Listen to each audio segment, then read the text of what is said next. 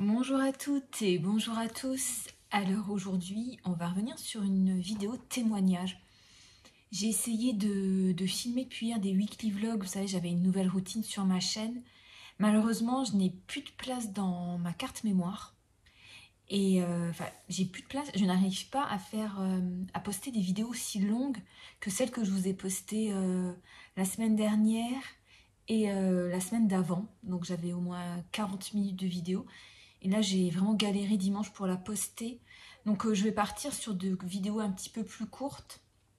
Voilà, des témoignages toujours. Et un petit peu, je vais reparler de monde de la beauté et puis mon quotidien. Et aujourd'hui, je voudrais aborder un thème particulier et qui, pour moi, est très important. Et je trouve que c'est très important d'en parler. Parce que quand on est atteinte ou atteint d'un cancer, il y a d'une partie les soins. Et d'un autre côté, on va dire ce tsunami d'émotions qui vous submerge. Je pense que c'est vraiment ça, c'est un tsunami d'émotions par rapport aux nouvelles que vous apprenez, par rapport à votre vie qui bascule, parce que chaque fois qu'il y a des bas, des hauts, ça bascule dans le bon sens, on est content. Et quand il y a des bas, ça bascule vraiment dans le mauvais sens. Et moi, je dis c'est un coup d'arrêt, et c'est ce que j'ai vécu par rapport à ma maladie. J'ai vécu un coup d'arrêt parce que j'ai dû faire face à des effets secondaires de traitement et qui ont fait que j'ai dû arrêter de travailler. Donc là, ça fait à peu près 2 mois et demi, 3 mois. Et hier, j'ai dû faire des papiers administratifs donc pour mes arrêts maladie. Et vous pouvez pas savoir comme je me suis sentie mal toute la journée. Mais vraiment, toute la journée. Et je savais pas ce que j'avais. Je savais pas ce que j'avais, j'étais pas bien, j'étais alors un mélange de colère, beaucoup de frustration, colère, peine, tristesse, pardon, frustration, un mélange de tout ça. Et je vous jure que j'ai mis une journée entière à me sentir mieux déjà, et une journée entière à mettre le nom sur ce que je ressentais. Et ce que je ressentais, c'était tout simplement la culpabilité. Alors la culpabilité, je vais mettre le titre de la vidéo, la culpabilité face au cancer, mais j'ai l'impression que c'est, oui c'est ça, mais c'est plutôt la culpabilité face aux arrêts maladie, enfin là en l'occurrence, les arrêts maladie que je suis obligée de prendre parce que il faut que je me soigne avant de reprendre le travail. Et je ne suis pas apte pour l'instant à reprendre le travail. Je le sens de toute façon, et puis de toute façon ce serait dangereux pour ma santé, ce serait pas raisonnable. Et c'est mon médecin qui me l'a prescrit, donc voilà, je suis les directives du médecin. Je vais pas m'entêter à reprendre le travail alors que je ne peux pas. Mais il y a une forme de culpabilité énorme qui s'est abattue sur moi par rapport aux collègues peut-être, par rapport aux gens qui comptent sur moi. Et je sais très bien ce qu'on me dit, mes proches me disent, et je sais très bien ce que vous pouvez penser. Vous pouvez vous dire, mais attends, Myriam, c'est pas de ta faute. Tu es victime en quelque sorte de quelque chose. Tu n'as pas à le culpabiliser. Alors il va falloir que vous me disiez, si vous le savez bien sûr, comment faire pour ne pas ressentir déjà ce sentiment-là. Donc moi je n'y arrive pas. J'ai fait un petit travail sur moi quand même et je vous avoue qu'aujourd'hui ça va un peu mieux.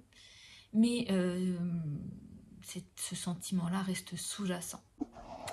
Donc je ressens une certaine culpabilité par rapport donc du coup à mes collègues, par rapport au fait que mes arrêts se multiplient, par rapport à cette incertitude sur l'avenir, il faut en parler. On sait pas trop, enfin je sais pas trop, ça suit son cours quoi, mes soins suivent leur cours, mais qu'est-ce qu'on va pouvoir faire? Qu'est-ce qu'on ne va plus pouvoir faire? Ce sont des questions qu'on ne maîtrise pas. Nos oncologues ne maîtrisent peut-être pas forcément. Donc c'est toute une incertitude, moi, qui me fait culpabiliser. C'est bon, je parle pas d'anxiété, on en reparlera peut-être pendant une autre vidéo, mais c'est plutôt voilà ce sentiment d'avoir une vision d'une vie d'une existence idéale, d'une existence déjà au terme du contrat de travail idéal, mais dans la vie on n'a pas de prise sur tous les événements. Alors là j'en parle d'une manière assez détachée, mais c'est en contradiction avec ce que je ressens. Et je dois faire un travail sur moi-même pour essayer de me convaincre que ce que je vous ai dit là est vrai. Voilà, vous comprenez ce que je veux dire? Donc voilà, je vais essayer de prendre du recul aujourd'hui, voilà, de me poser un petit peu. Il y a tellement d'autres formes de culpabilité face au cancer. Parfois on peut se sentir coupable d'être malade, on peut se sentir responsable un peu de sa maladie aussi, parce qu'on a peut-être eu des moments où on prenait pas assez un soin de soi. Et moi, en l'occurrence, là, c'est un effet secondaire de mon traitement. Je travaille depuis 1 an, je vous l'avais dit dans une précédente vidéo.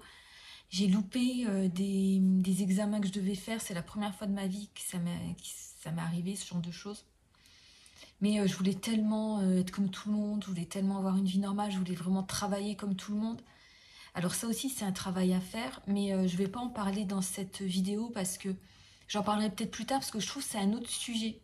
Même dans les émotions, vous voyez, il y a plusieurs causes à chaque fois.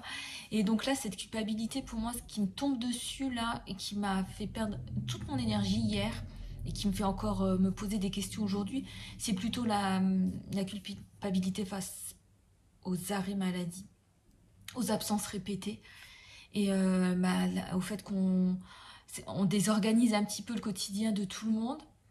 Et il faut le gérer parce que voilà, moi j'ai une bonne équipe de travail, j'ai des collègues qui m'envoient toujours des messages. Et là en ce moment je me replie énormément sur moi-même. J'arrive des fois même plus à communiquer parce que c'est trop dur. Parce qu'on se sent inutile, on se sent coupable, on se sent pas à la hauteur, il y a une perte de confiance en soi, voilà. C'est le cancer, c'est ça, quoi. C'est conjugué avec beaucoup d'émotions. Voilà, il y a des émotions positives quand tout va bien, mais voilà, il faut composer avec les émotions négatives, il faut savoir jongler avec tout ça. Et voilà, donc c'était important pour moi d'en parler aujourd'hui parce que voilà, sur ma chaîne, j'ai envie de faire ce témoignage pour aider peut-être les gens, pour, voilà, pour partager de toute façon. C'est le maître mot de ma chaîne. Et tous les créateurs, je pense, en général. Donc voilà, donc c'était une courte vidéo pour... voilà, je ne vais pas filmer très longtemps. Pour vous dire ça, je reviendrai une autre fois, peut-être avec un sujet plus léger, je l'espère. Mais j'aimerais bien faire ce genre de vidéo plus souvent pour partager avec vous ce que je ressens. Et bien écoutez, dites-moi en commentaire si vous avez...